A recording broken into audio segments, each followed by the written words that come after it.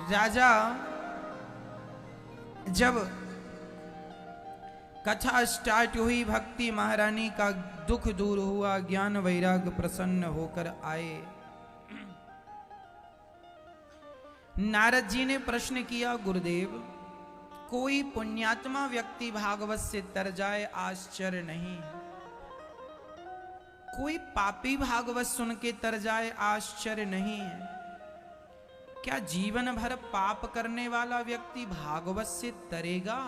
हाँ,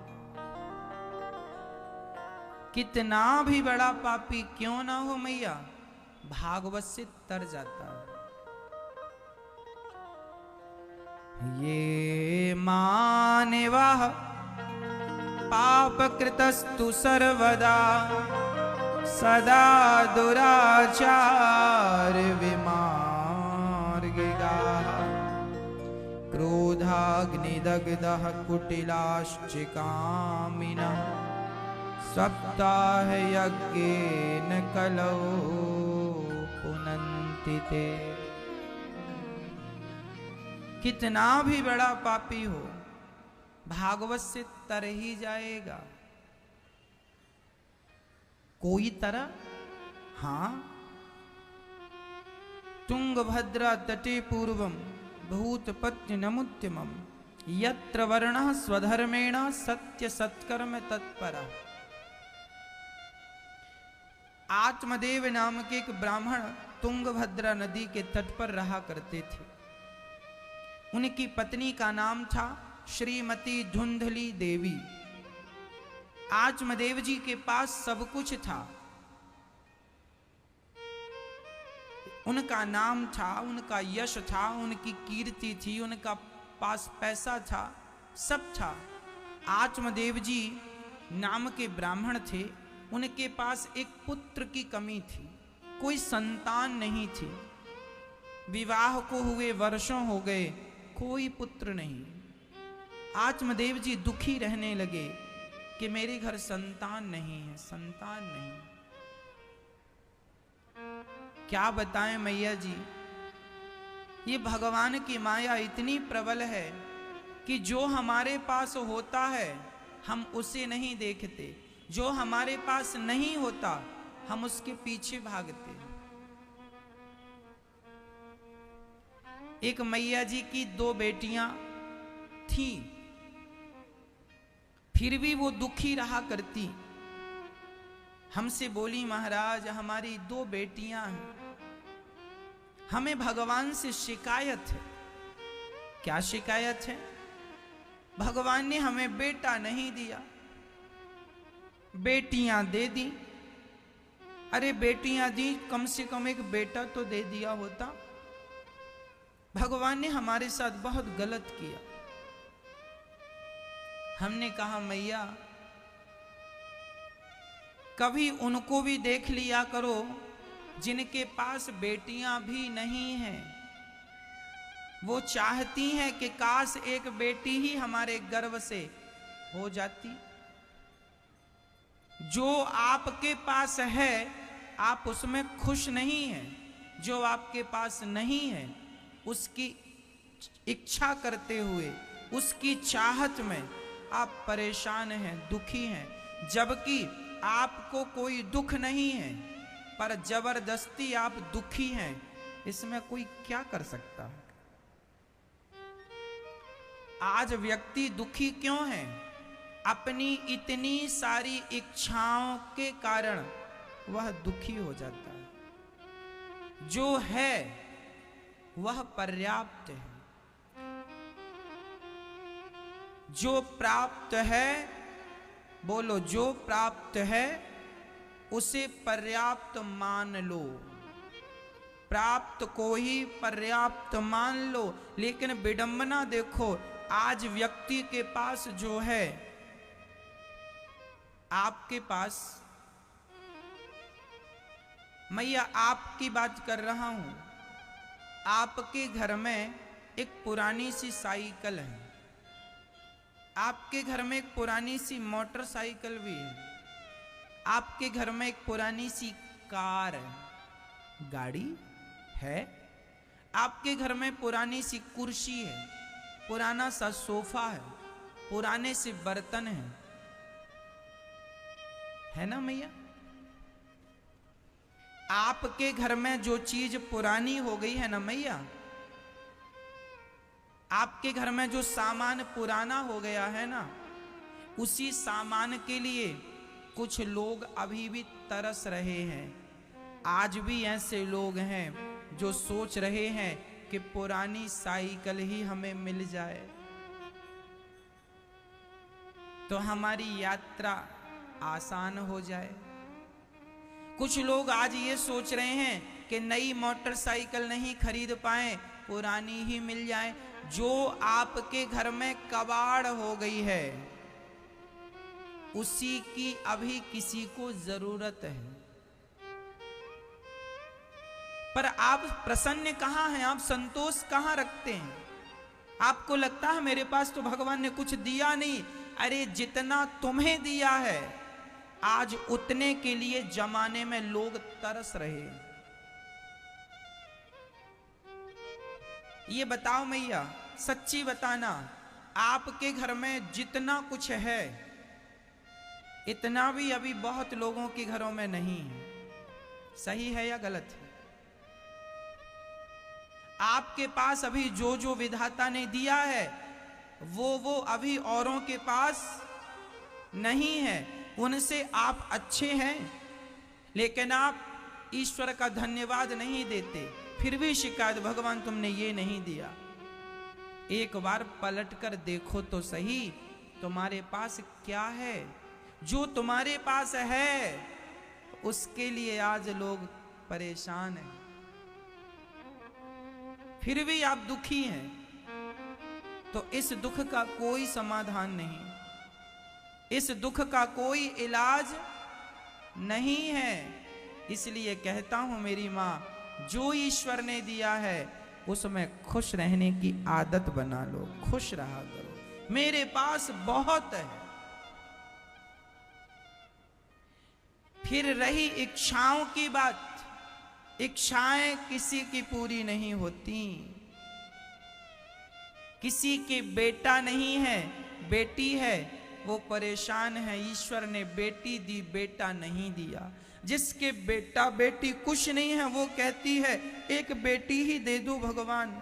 मतलब जिसको कुछ नहीं है वो बेटी चाहता है, जिसको बेटी है वो बेटा चाहता है, जिसको बेटा हो गया है वो घर और गाड़ी भी चाहता है, जिसके घर गाड़ी हो गई है वो फैक्ट्री और दुकान बिजनेस चाहता है, जिसके वो सब हो गया है वो नाम चाहता है, जिसका नाम हो गया है वो इज्जत चाहता है। चाहत का कोई अंत नहीं है,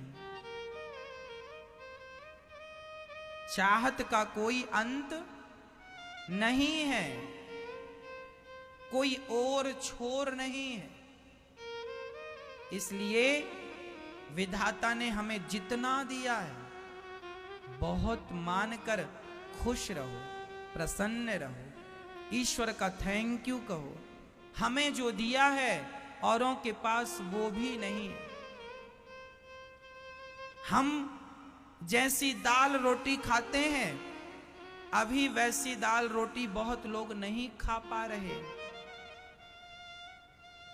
हम रोटी में घी चुपड़ कर खा लेते हैं, अभी भी भारत में ऐसे लोग हैं जिनके पास घी की भी व्यवस्था नहीं कि रोटी में वो घी चुपड़ करके खाएं।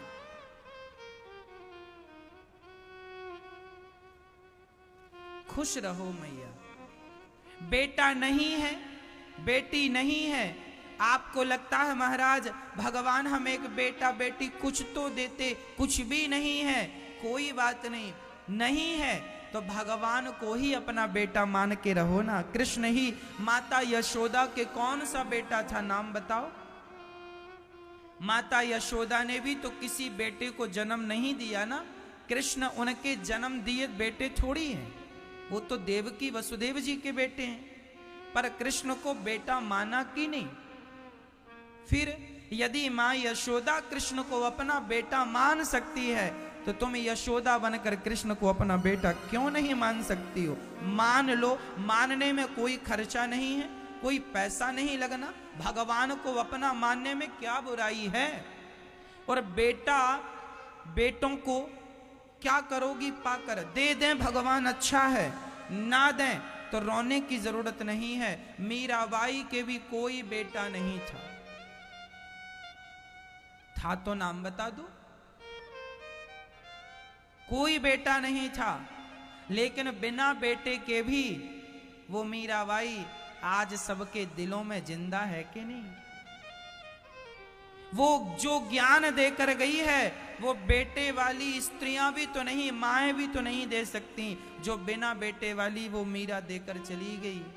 फर्क नहीं पड़ता मैया कि तुम्हारे बेटे कितने हैं, फर्क पड़ता है इस बात से तुम्हारा प्रभु से प्यार कितना है, भगवान से प्यार कितना है, ईश्वर से प्यार है तो आपका सब कुछ सफल है। कौन पूछता है तुमसे कि तुम्हारे कितने बेटे हैं? जरा बुढ़ापा आने दो, जिनके बेटे हैं उनके बेटे ही कौन गिलास भर पानी दे रहे हैं अपनी मां को। क्या करोगी तुम बेटों का?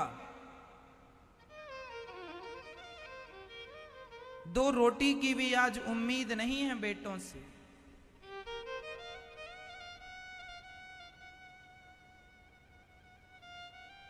आज एक माँ गौरी गोपाल वृद्धाश्रम में माँ, जब मैं शरण दबाने गया तो आज एक माँ ने कहा कि मेरे बेटे ने मुझे ये कहकर निकाल दिया कि अपना मुंह मत दिखाना।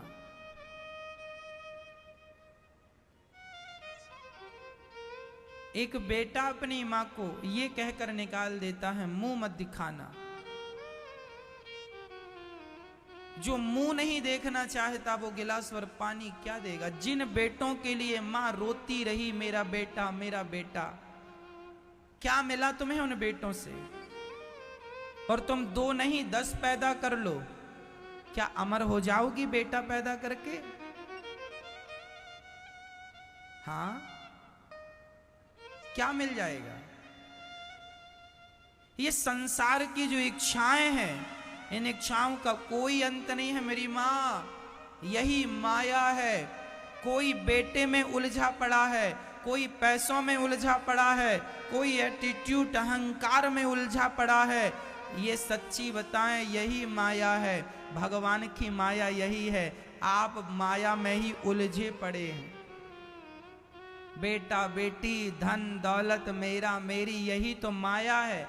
इस माया के चक्कर में ना उलझ जाना, माया का पर्दा पड़ा है सब पर। इसलिए कहता हूं जरा पर्दे को झांक कर, पर्दे से झांक कर देखना, तुम्हें गोविंद का दर्शन होगा, भगवान का दर्शन होगा। माया में ना उलझे रहो, बेटा बेटी से भी आगे सोचो, भगवान का दर्शन होगा। क्या फायदा इसमें उलझे रहने से? भगवान तुम्हें बेटा दें अच्छी बात है, स्वीकार करो। नहीं दे रहे हैं तो रोने की जरूरत नहीं है। ईश्वर की मर्जी के बिना पत्ता नहीं हिलता। उनकी मर्जी है तो दिया, नहीं है नहीं दिया। जो नहीं दिया कोई बात नहीं, खुश रहो, उस हाल में भी खुश रहो। बहुत लोग हैं जिनके बच्चे नहीं, उनमें मीराबाई भी एक है, उनमें यशोदा मैया भी एक है। फिर स्वामी विवेकानंद जी भी उनमें एक हैं जिनके कोई बच्चा नहीं हुआ, संतान नहीं। तुलसीदास जी भी एक हैं, तुलसीदास जी के कोई बेटा हुआ? सूरदास जी भी एक हैं, क्या उनके बेटा हुआ? इन महान पुरुषों के कोई संतान नहीं हुई, लेकिन बिना संतान के इन लोगों ने अपने आप को अमर कर लिया है। भगवान से जो जुड़ जाएगा वो अमर हो जाएगा। और संसार से ही तुम आशा रखो, इच्छा रखो, कुछ नहीं मिलने वाला।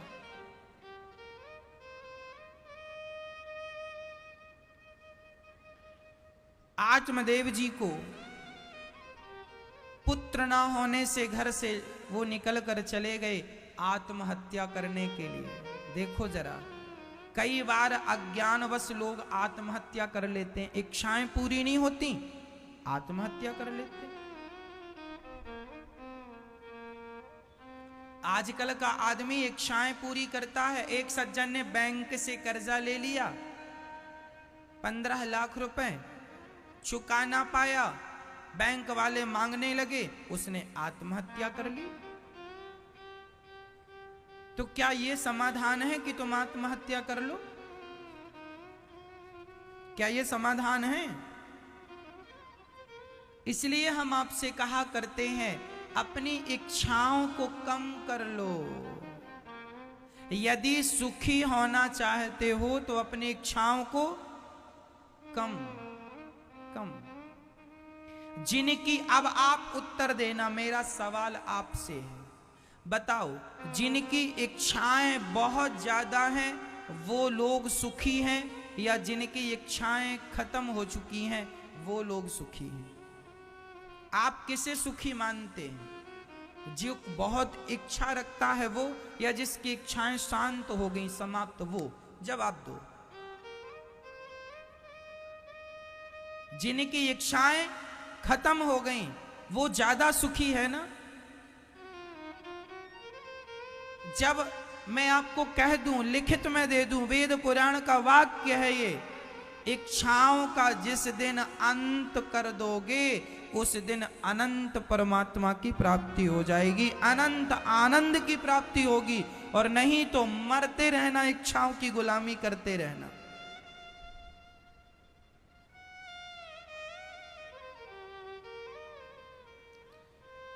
आत्मदेव जी जंगल गए, एक संत जी ने उनसे कहा, क्या चाहते हो?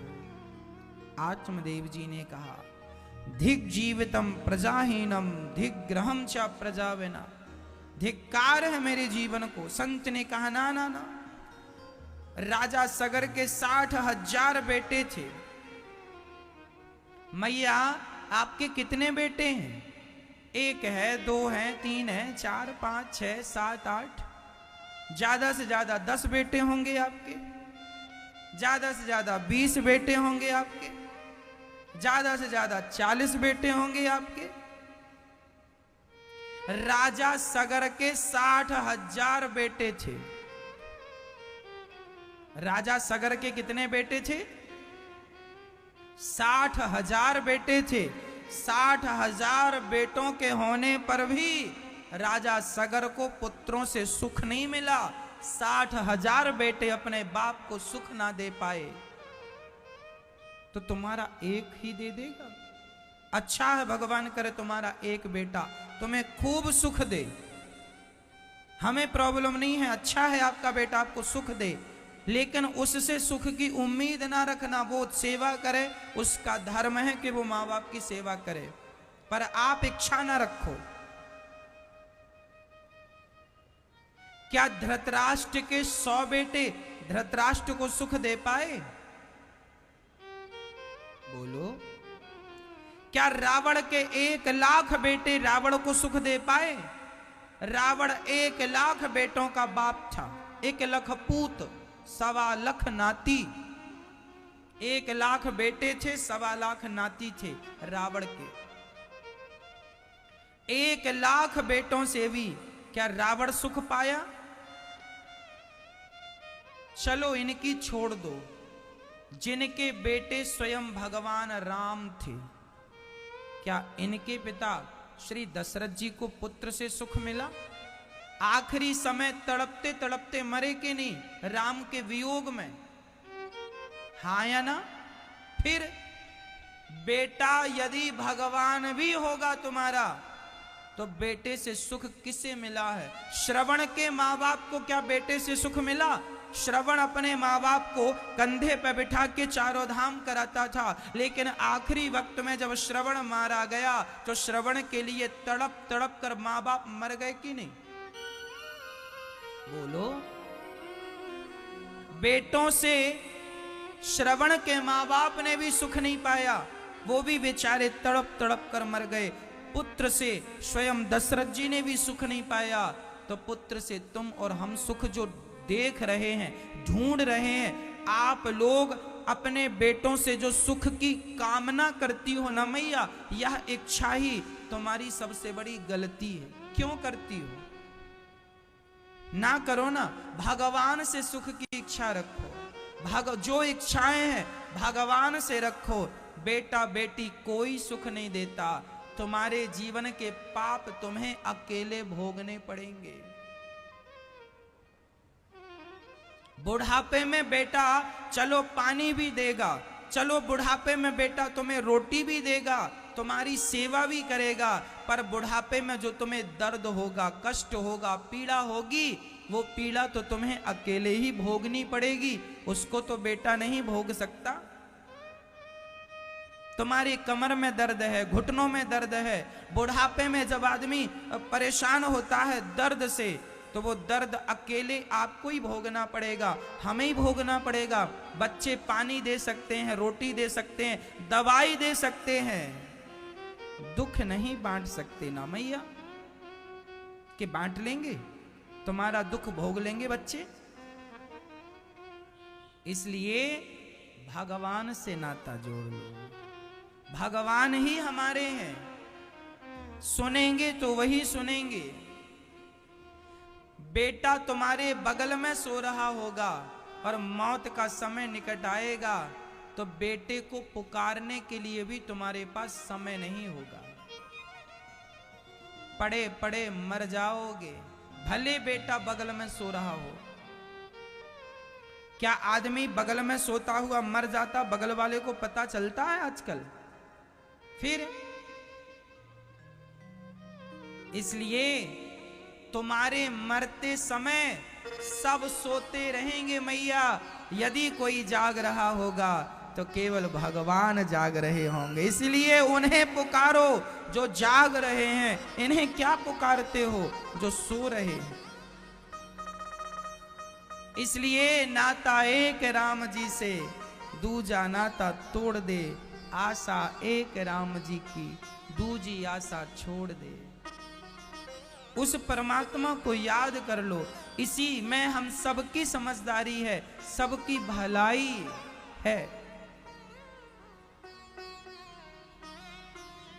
है ना मैया जी?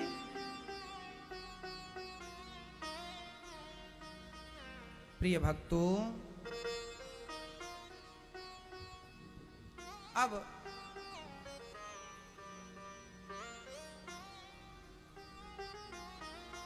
गौकर्ण जी, संत जी ने फल दिया, जाओ पत्नी को फल खिलाना। आत्मदेव जी ने धुंधली को फल दिया, धुंधली ने खाया नहीं और खिला दिया गौ माता को। मैया, जो भाग्य में लिखा है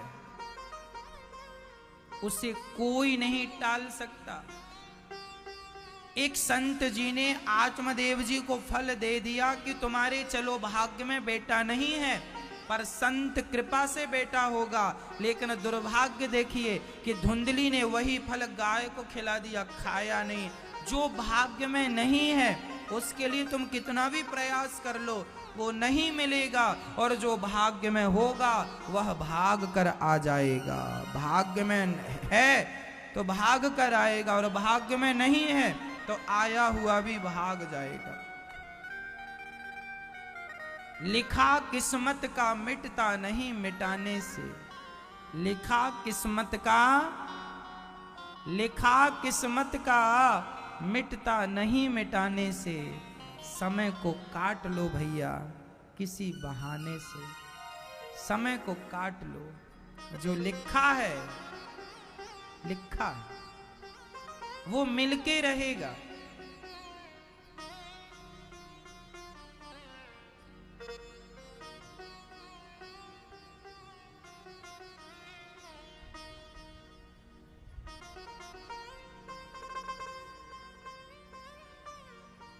गाय को फल खिलाया, गाय को बच्चा हुआ, नाम गौकर्ण रखा। धुंधली के एक बच्चा धुंधली की बहन को हुआ, बहन से वो बच्चा ले लिया, उस बच्चे का नाम धुंधकारी रखा। बहन का बेटा पैसों से खरीद लिया ना धुंधली ने, उस बेटे को धुंधकारी नाम से पुकारा। धुंधकारी जब बड़ा हुआ, अपनी माता को, अपने पिता को मारता है लाठियों से।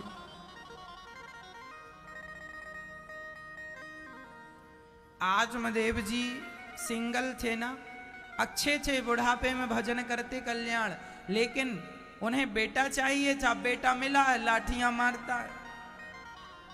ईश्वर की मर्जी के खिलाफ जाओगे, डंडे तो पड़ेंगे।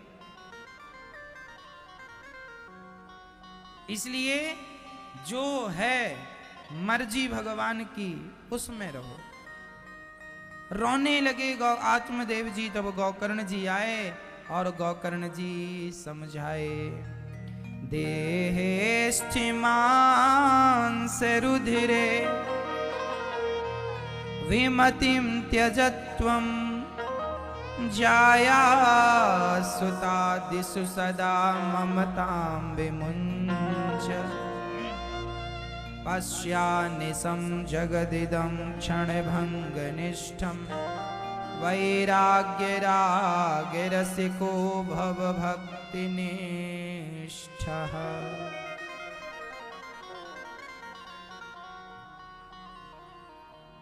समझाने लगे गौकर्ण जी, पिताजी मत रोइए।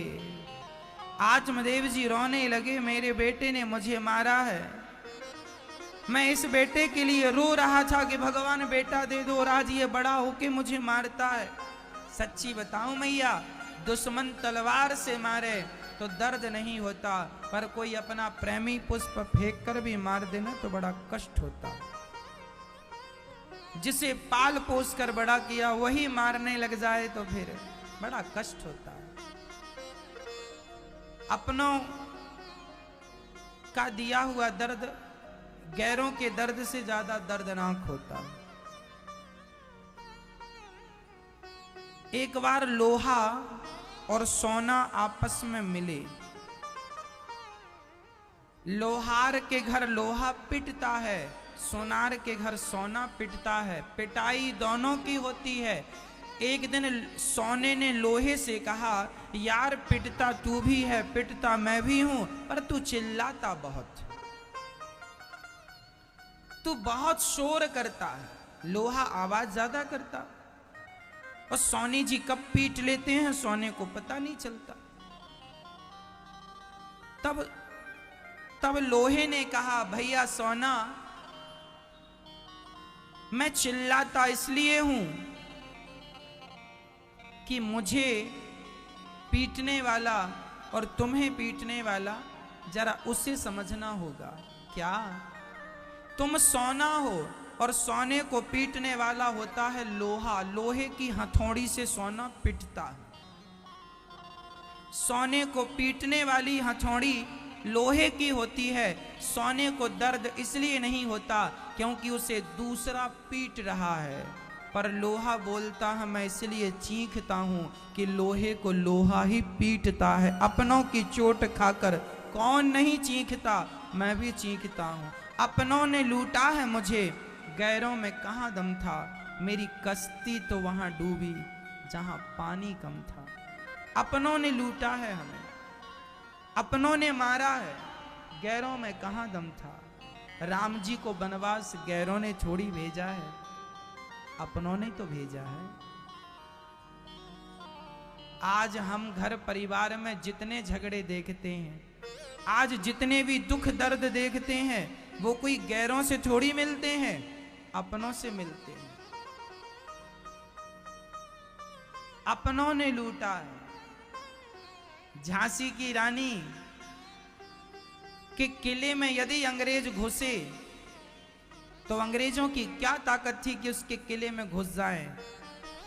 अपनों ने लूटा है, गद्दारी अपनों ने की है, अपनों ने लूटा है हमें, गैरों में कहां दम था।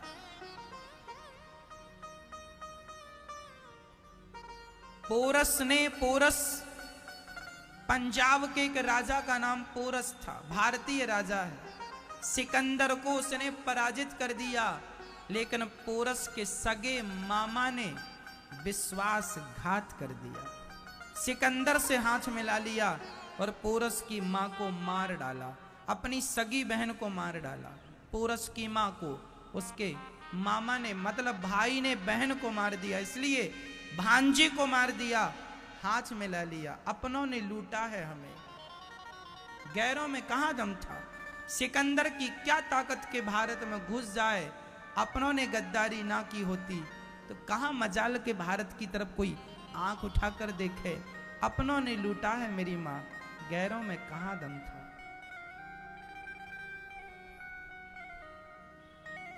इसलिए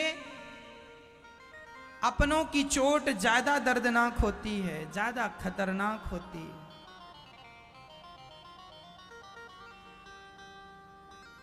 आत्मदेव जी रोने लगे, तब गोकर्ण जी समझाने लगे, पिताजी मत रोइए, ये शरीर किराए का है, आज यहां हो छोड़कर जाना पड़ेगा।